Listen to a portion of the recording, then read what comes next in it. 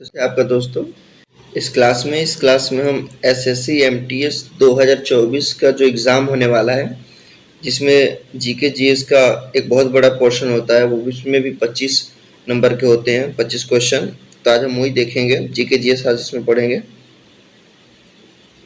तो जो पहला क्वेश्चन है वो पहला क्वेश्चन है, लक्ष्मी प्रिया महापात्रा भारत के निम्नलिखित शास्त्रीय नृत्य में से किससे संबंधित थी? मैं आपको बता दूं, वो उड़ीसी से संबंधित थी। ऑप्शन डी, उड़ीसी से संबंधित थी। और जो एक इनके केलू चरण महापात्रा की ये वाइफ थी। इसे भी आप याद रखिएगा, इंपॉर्टेंट क्वेश्चन आता है। ये केलू चरण महापात्रा की वाइफ थी। चलते हैं नेक्स्ट क्वेश्चन पे।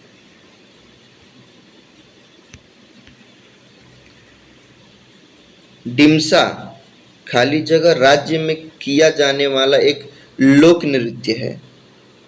तो डिमसा जो राज्य है, ये डिमसा जो लोक नृत्य है वो किस राज्य में किया जाता है? तो वो आंध्र प्रदेश में किया जाता है। जो ऑप्शन है आपका ऑप्शन डी, आंध्र प्रदेश में इसको किया जाता है। और यहाँ पर आपको आंध्र प्रदेश में इसके अलावा बोनालू, लंबाड़ी, कोलाटम भी इसके साथ किया जाता है। ये भी प्रमुख नृत्य हैं, आप इन्हें भी याद रखिएगा। चलिए बढ़ते हैं दूसरे क्वेश्चन की तरफ, अगले क्वेश्चन की तरफ। क्वेश्चन नंबर 3,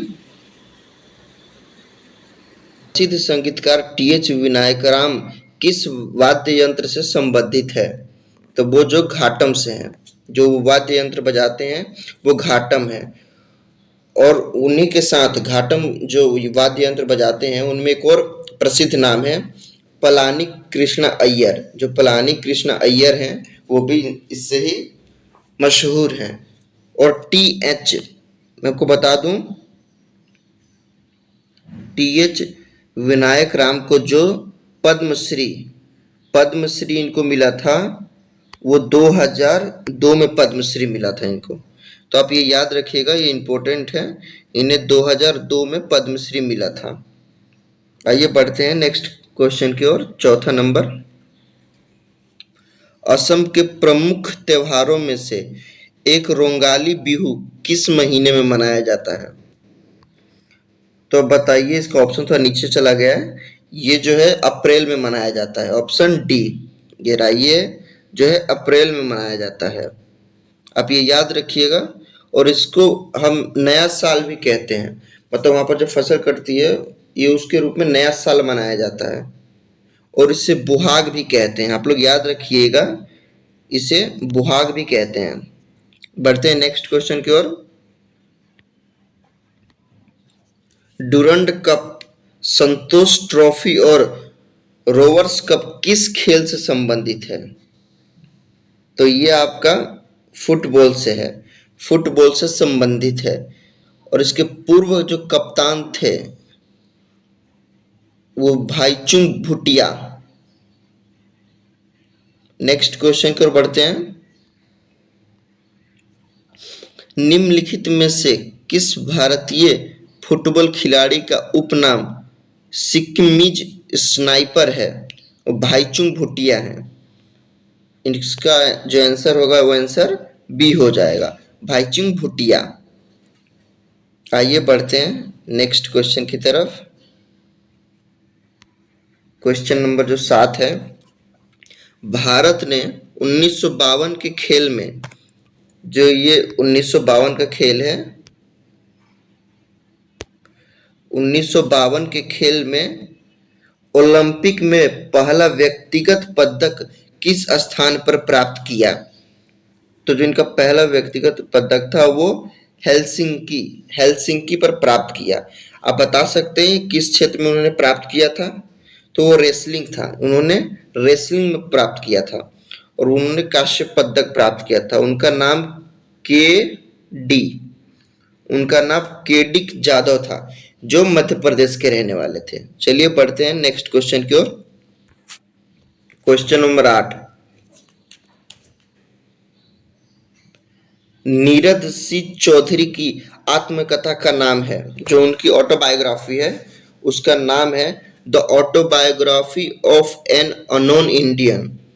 ये उनकी बहुत मशहूर ऑटोबायोग्राफी है।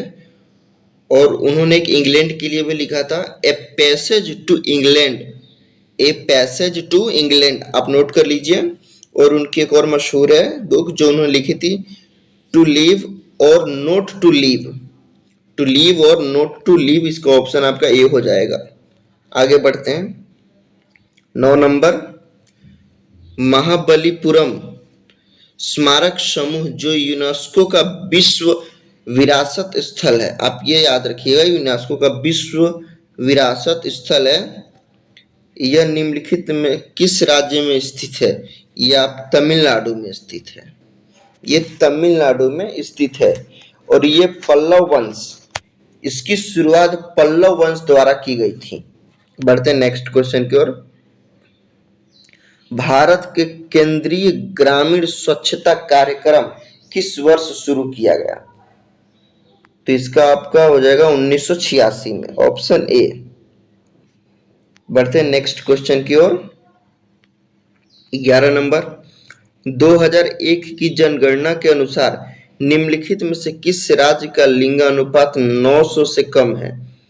तो अब बताइए, सबसे कम हरियाणा है लिंगानुपात में, सबसे भारत का सबसे कम लिंगानुपात हरियाणा का है, और जिसका लिंगानुपात 879 है। और सबसे ज्यादा जो है वो केरल का है, और वहां का लिंगानुपात 1084 है, याद रखिएगा, वहां का लिंगानुपात 1084 है। चलिए नेक्स्ट क्वेश्चन की ओर बढ़ते हैं। प्राचीन विद्वान पाणिनि को खाली जगह के क्षेत्र में उनके योगदान के लिए जाना जाता है। तो जो विद्वान पाणिनि थी, उनको संस्कृत व्याकरण ऑप्शन आपका ए हो जाएगा, उस क्षेत्र में जाना जाता है। और इन्होंने 8 अध्यायों को लिखा था, जिसे अष्ट अध्यायनी भी कहते हैं। इनको व्याकरण का प्रथम जानकार कहा जाता है।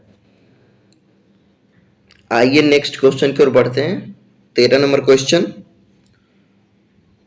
तीसरी बौद्ध परिषद किस शहर में आयोजित की गई थी? जो तीसरी बौद्ध जो बैठक होती है, परिषद, वो किस शहर में आयोजित की गई थी? तो वो आपका पाटलिपुत्र, जो अब पटना है, इसका पाटलिपुत्र नाम चंद्रगुप्त मौर्य के समय अब इसका नाम पटना हो गया है, जो बिहार की राजधानी है, आप याद रखिएगा।